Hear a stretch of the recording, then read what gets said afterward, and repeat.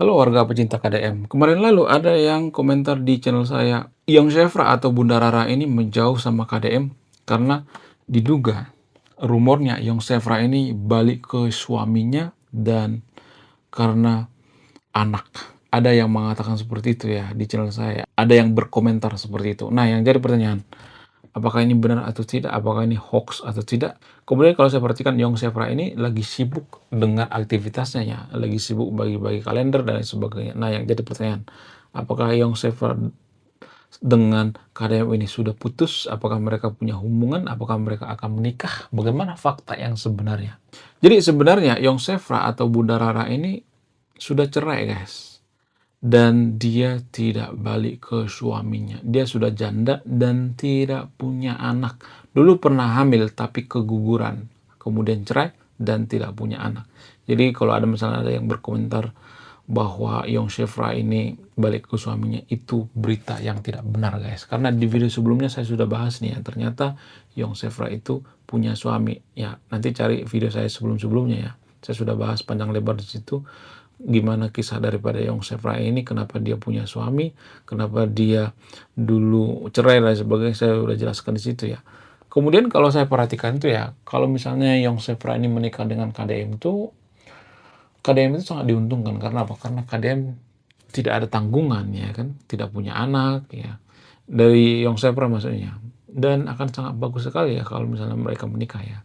Mereka juga punya penghasilan masing-masing ya, kemudian punya pekerjaan masing-masing ya, kemudian punya karir masing-masing ya. Mereka sama-sama kerja di dunia politik ya. Kalau saya perhatikan tuh yang Shefra ini sangat-sangat fokus dengan pekerjaannya sekarang ini ya. Sama dengan KDM. Mereka sangat fokus dalam berkarir.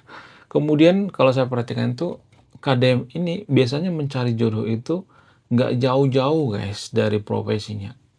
Kita ambil contoh misalnya istri pertama daripada KDM itu dulu sangat melek politik ya, sama-sama aktivis. Kemudian istri kedua daripada KDM ya, mantan istrinya yang kedua juga seorang politisi, yaitu mantan Bupati Purwakarta. Dan kemungkinan besar kalau saya perhatikan, kalaupun Kang Deddy Mulyadi menikah, pasti menikahnya dengan Yong Shefra. Mungkin ya Kang Deddy Mulyadi belum dapat restu dari Nihiang, belum dapat restu dari putri kesayangannya yaitu Nihiang. Sehingga KDM ini mungkin cuman pacaran dulu lah gitu ya, jangan langsung menikah gitu ya.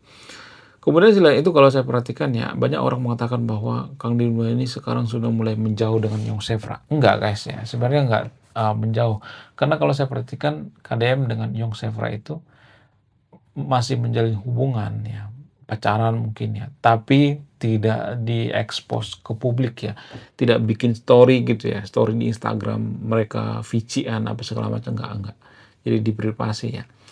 Jadi Kang Deddy Mulyadi kalau saya perhatikan itu walaupun dia beki herai atau suka bercanda, dia tidak pernah ya mempublis masalah privasinya dengan Yong Shefra. Maksudnya yang lebih privasi misalnya video callan, VC dan sebagainya sangat jarang kalau saya perhatikannya. Tapi kalau gombal gembel ya di mana-mana juga Kang Deddy Mulyadi seperti itu ya.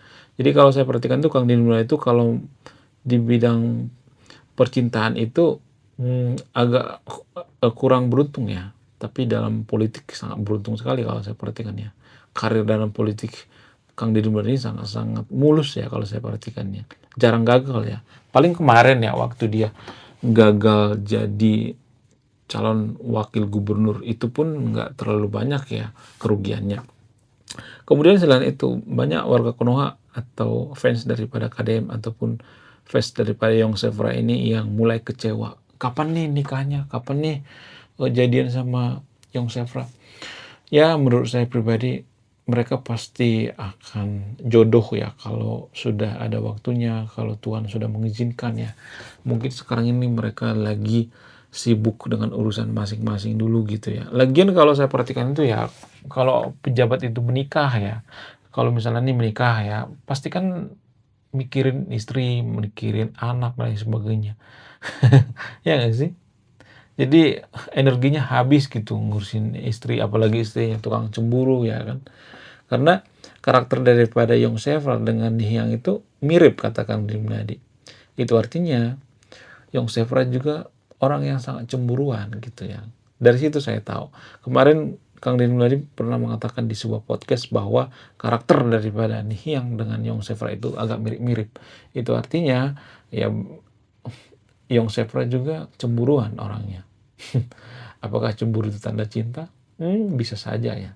Tapi kalau saya perhatikan Yong Sevra ini sangat-sangat cinta dengan Kang Deddy Mulyadi. Sangat cocok dengan Kang Deddy Mulyadi kalau Yong Sevra ini dibawa ke lembur Pakuan ya kan. Dan menurut keyakinan saya, kalau misalnya Yong Sevra ini misalnya ini betah jadi politisi di Malaysia, tidak lepas dari dunia politik, ya bisa aja dia jadi Perdana Menteri di Malaysia ya kan. Kenapa? Karena karirnya kalau saya perhatikan terus menanjak ya. Yong Sevra. Yong Sevra ini bukan kaleng-kaleng guys. Karirnya itu sangat luar biasa. Makanya di Malaysia banyak haters daripada Yong Sevra. Kenapa? Karena karirnya sangat luar biasa. Banyak yang iri gitu ya. Kecuali saya. Saya nggak iri dengan lonjakan karir daripada Yong Sevra ini ya. Sama dengan Kang Deddy Mulyadi. Kang Deddy Mulyadi juga banyak yang iri kok ya. Melihat karir Kang Deddy Mulyadi. Nah, jadi pertanyaan. Apakah Anda setuju kalau Kang Deddy Mulyadi itu jadi calon presiden? Apakah Anda setuju atau tidak? Bagaimana pendapat Anda? Kemarin lalu tuh saya iseng-iseng nanya ChatGPT ya. Apakah Kang Deddy Mulyadi cocok dari presiden? Tahu apa jawaban dari Pak ChatGPT? Nanti cek di video saya sebelumnya ya. Dan kalau saya perhatikan Kang Deddy Mulyadi sangat cocok banget jadi calon presidennya. Ini opini saya pribadi ya. Kenapa seperti itu? Apa alasannya? Kalau Kang Deddy Mulyadi jadi presiden, maka akan banyak perubahan guys. Kalau KDM ini jadi presiden, maka akan banyak peraturan-peraturan yang sangat luar biasa yang akan dinikmati oleh masyarakat. Seperti misalnya ya, peraturan-peraturan yang ada di Jawa Barat. Ada banyak peraturan-peraturan di Jawa Barat itu yang menguntungkan masyarakat Jawa Barat. Sehingga perekonomian Jawa Barat itu naik 5%. Bayangkan, di Jawa Barat itu tambang ditutup, tapi perekonomiannya naik 5%. Itu artinya keputusan-keputusan daripada Kang Deddy Mulyadi ini sangat berpengaruh ya. Keputusan daripada Kang Deddy Mulyadi tepat. Kalau keputusan daripada Karim ini tidak tepat, maka akan berimpak pada perekonomian suatu bangsa. Itu berpengaruh guys ya. Semakin buruk kepemimpinan seseorang, maka akan semakin buruk ekonomi suatu negara. Itu tergantung pemimpinnya guys ya. Pemimpin mempengaruhi ekonomi masyarakatnya. Karena apa? Karena banyak keputusan daripada pemimpin itu ya yang mempengaruhi masyarakat. Misalnya kita ambil contoh misalnya masalah pendidikan ya. Aturan pendidikan di suatu daerah itu kan diatur sama gubernur, bupati dan sebagainya. Nah, ketika aturan ini diterapkan di suatu sekolah ya, maka sekolahnya berkualitas dan sebagainya, maka pendidikan akan semakin maju ya. Itu kalau sepadan ya, itu impactnya ya. Dan Kang Deddy Mulyadi juga sering kok ya keliling-keliling ke sekolah kalau sepertikan ya. Sering ngelihat kebersihan sekolah dan itu sangat-sangat luar biasa kalau saya perhatikannya. Oke, sekian video ini. Terima kasih sudah memahami. Saya pecinta KDM. Salam Yong Sevra.